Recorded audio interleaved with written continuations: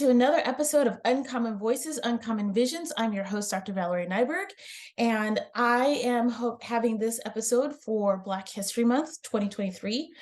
Recently, I was doing some family research for a piece I was writing for a writers group I belong to, and I found out a very curious thing about my family I didn't know.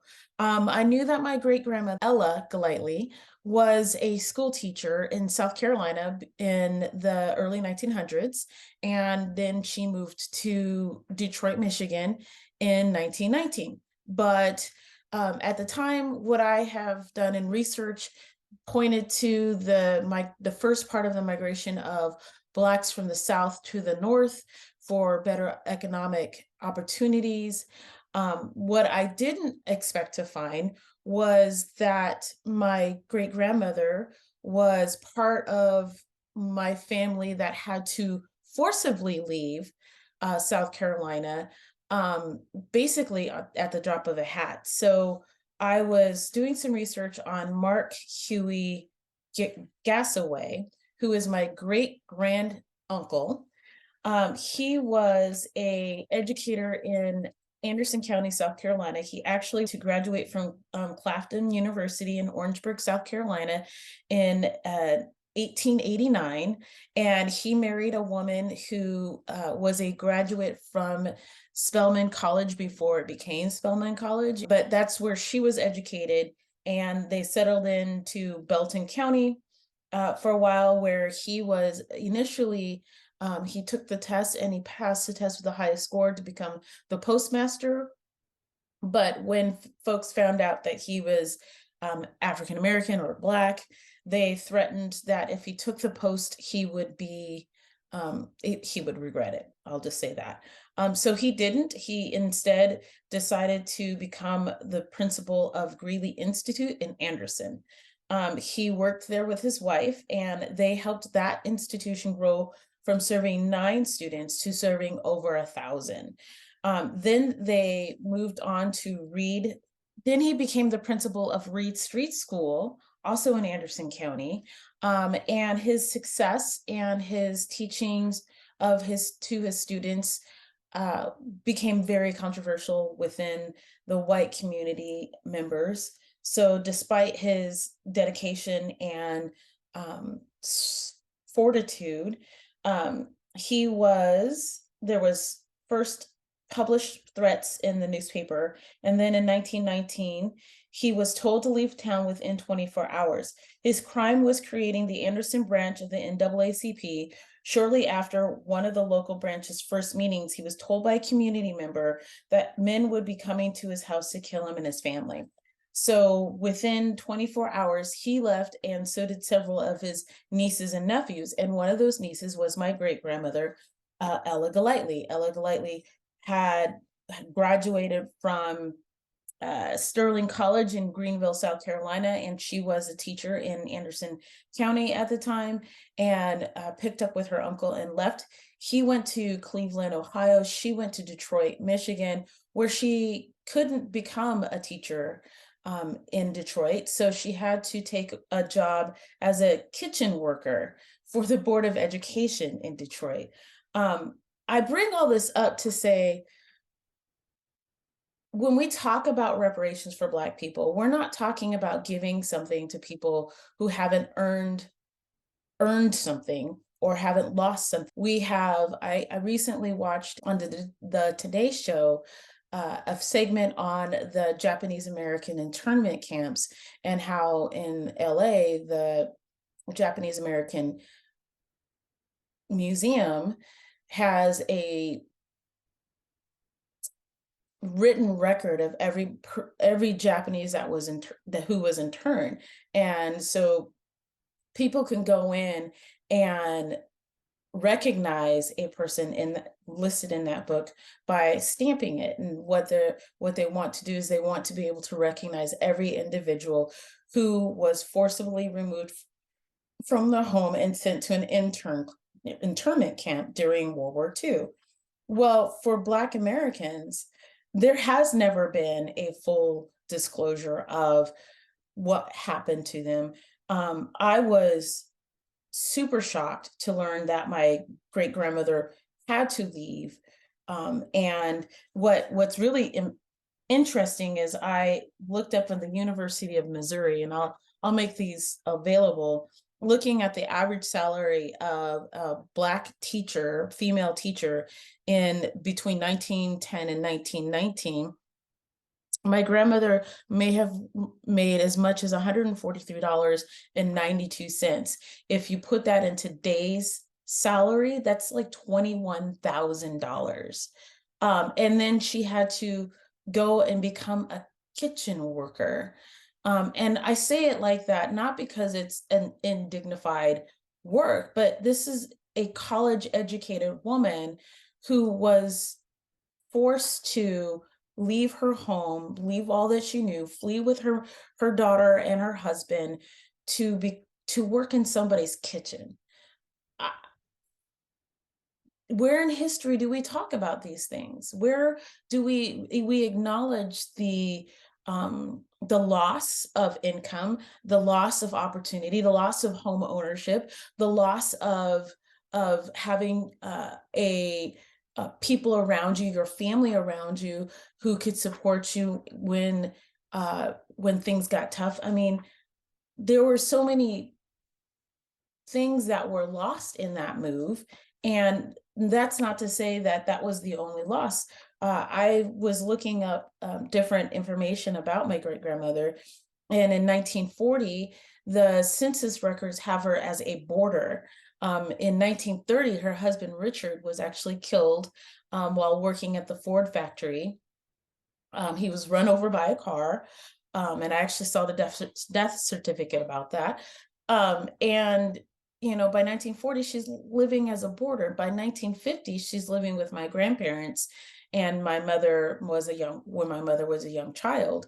And I just think of all the wealth and the stability and the missed opportunities that I had, even in my family. Now, I feel very fortunate, and I understand the privilege that I have being able to trace back my family history at least until 1795, where Moses, the first that I can find at this point, slave named Moses, was brought to this country and learned to read and write and taught his children to read and write. And to have that much history of literacy in a Black family is definitely a privilege. It's definitely something that I understood growing up, even though I grew up poor, even though I grew up in an unstable household, even though I experienced a lot of different adverse childhood experiences. I always knew that the folks who had come before me were stable, educated, accomplished people, and that the challenge for me was to make sure that I did the same. Most of us, most Black folks in the United States, don't necessarily have access to that information. I mean, here is my family history, part one, and here is another version that my great grandmother actually helped to write, part two. So these are documents that I can go back and look at. When I look at ancestry.com, I can find names, and then I can look them up and find out more about their story and their history. I'm extremely fortunate. Most of us don't have that. So when we talk about reparations, when we even talk about student loan forgiveness, we're not talking about giving something to people who haven't earned it. We're not talking about giving something to people who haven't had a legacy of toil and work and effort in this country. We're talking about righting wrongs for folks who have not been recognized, who have not had their voices heard, who have not had access and opportunity to live up to their ultimate potential. And we're trying to fix that. Just like we recognize that when we interned the Japanese during World War II, they lost their land, they lost their homes, they lost their businesses. And in the 1980s, early 90s, I think I was in middle school, so 1980s, the government issued a public apology and gave some reparations for that. I don't understand why this is a debate in our country, that these things that we're bringing up now in 2023 are revisionist history and are looked at and scrutinized as not being accurate depictions of history when they are. They're this history that we haven't been taught because it's an ugly history. It's a history that demonstrates how much of the United States has come to be on the backsides of the poorest and least capable people who had, like, when I say capable, I mean people who didn't have the they didn't have the backing of government, they didn't have the backing of police, they didn't have the backing of courts. They had to toil on their own. And even when they did that, they were still threatened with their lives and forcibly removed under penalty of death with no trial and no ability to stand up for themselves.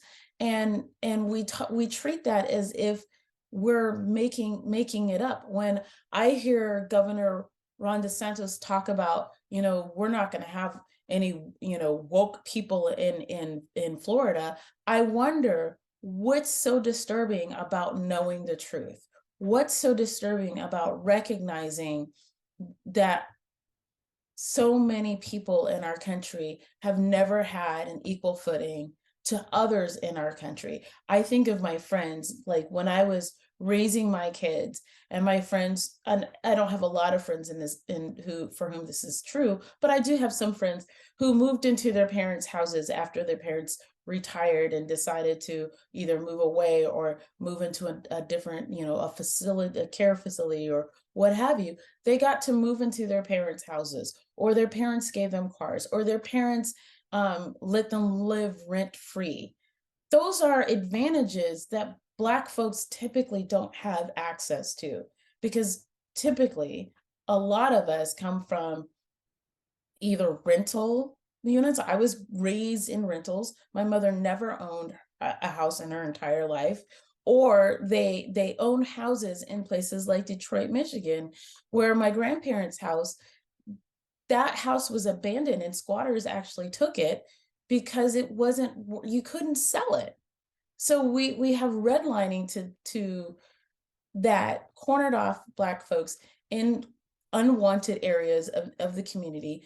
And we then proceeded to withdraw economic investments and let those areas kind of go. And then we have issues like in the water crisis in Flint, Michigan, where they also had a water crisis.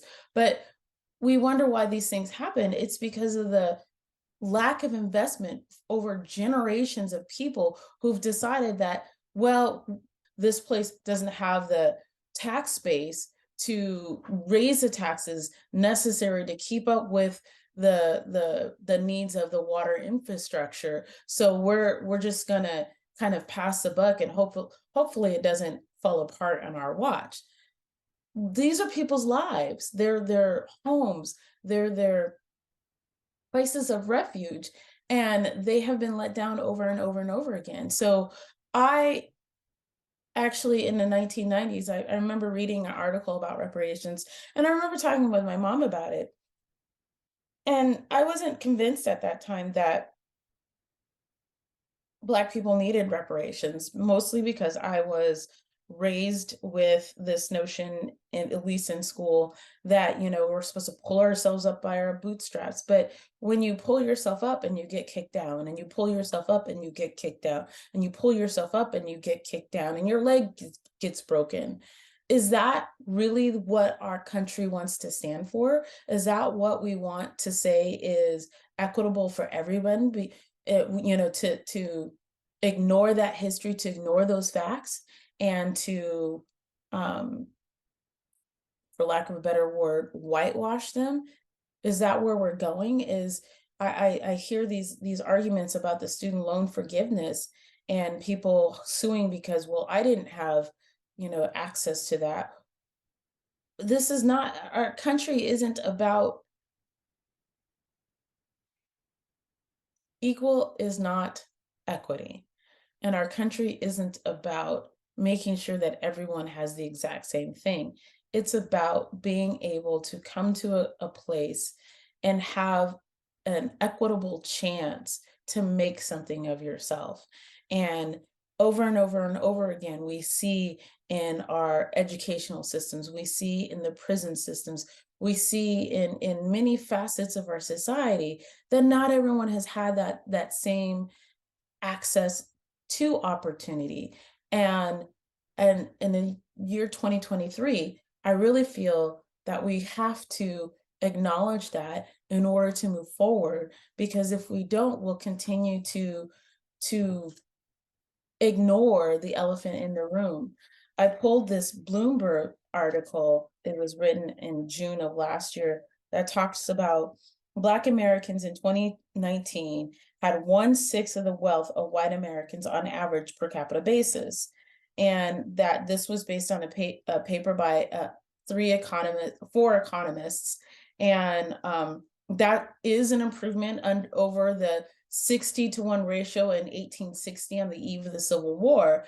But with the pandemic saw a wealth concentration reach its highest level since World War II. So that the estimate the level of Black to white wealth to reach 8.4 by 2200 from the 5.6 in 2019. In that year, Black wealth stood at $60,125.58 compared to $338,092.80 for non-Black households. How do we not want, why do we not want to recognize that people have worked hard and have still not had the same access to success than their non-white or non-Black counterparts?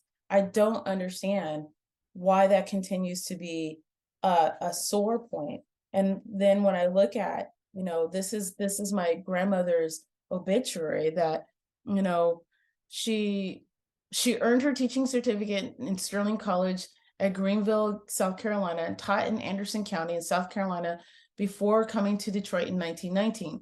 Black teachers from Southern colleges had little chance of teaching in Detroit in those times, and she took a job as a school kitchen worker. Not because she wasn't talented, not because she wasn't skilled, but because she was barred because of her race. And so I looked at trying to figure out what she was making as a school kitchen worker based from the $149.92 that she had been making as a teacher. And mind you, in Anderson County in between 1910 and 1919, there were 17 male educators and 70 female educators for a grand total of 96. So if my great grand uncle, his wife, my great grandmother, and some of her siblings left, we're talking about a sizable portion of the educators in one county were chased out for their lives. And what did that leave behind? Because those folks weren't replaced, most likely. Community most likely didn't have those same level of educators for many, many years after that. I don't understand why these conversations, why this revelation are so hard for people. I just don't understand. Yeah, despite all of his dedication and selflessness, he also had enemies. From the beginning of his career, Anderson in Anderson, he was opposed by some powerful residents who made their feelings a matter of public record by publishing their threats in newspapers. In 1919, the toll of Mark's activism came to a head when he was told to leave town within 24 hours. His crime was creating the Anderson branch of the NAACP. Shortly after, yeah, I've already read that part.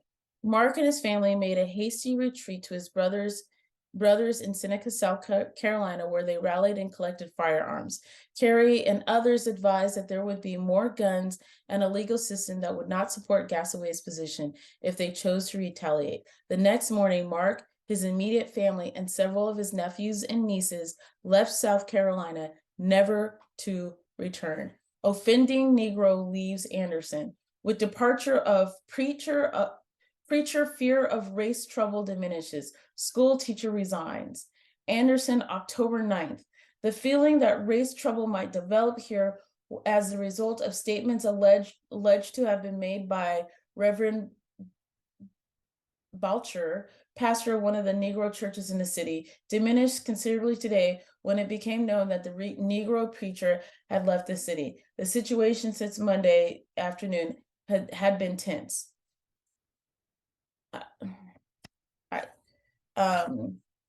Some level-headed members of his own race went to the Negro preacher something, and he advised him to leave. M.H. Gasaway, principal of Reed Street Negro School, upon request today tendered his resignation, which was immediately accepted at a special meeting of the Board of Trustees of the city's schools. He has been advised to leave town also. Gasaway has been living here for about 20 years. I'm just floored when I think of what could have been my life had my great-grandmother been left able to stay in her home, to stay with her family, and to build wealth in terms of home ownership, and be able to pass that down to her daughter and to her daughters and to her children. I get very fired up because that was something that was denied to us. I mean, Langston Hughes wrote, what happens to a dream deferred? And I think what we see in our schools, what we see in the streets, when people start to march, we're seeing the results of the dream deferred, because people are frustrated. And now with the internet, people have much more access to information about history and much better access to finding our family histories through things like 23andMe and Ancestry.com. And I'm sure there are other mechanisms for finding your family history.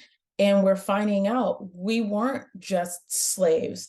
We were people who had education, who had dignity, who really tried to better ourselves and were full participants in the American dream, only to have it stolen over and over and over again with the various mechanisms of forcing you out of your home, redlining, not investing in communities where Black and brown people lived, creating slums in places like Chicago and Baltimore and all the major cities where those areas of the community were cornered off by mass transit and railway systems and other ways of isolating folks in these places that others deemed less than desirable.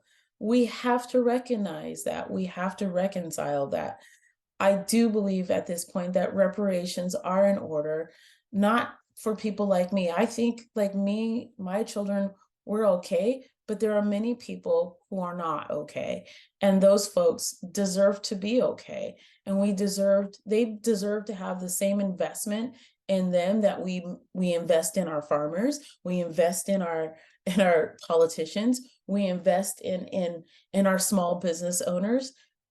Folks do get not a handout, but they do get assistance in many different forms in our country. And it seems that when we talk about assistance to brown and Black folks, it becomes a handout. But when we talk about farmers insurance, it becomes, a right of a part of doing business or being a farmer is to have crop insurance, and to, when the weather decimates your crop, to be able to be paid some amount of money to replace what you lost, not because of something you did, but because of a natural phenomenon. I don't think that's too much to ask for Black folks.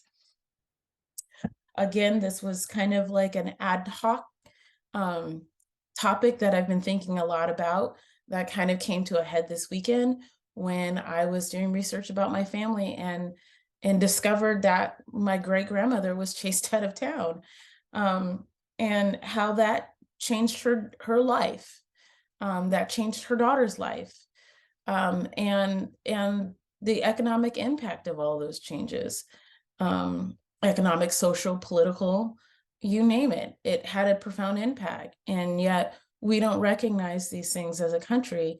And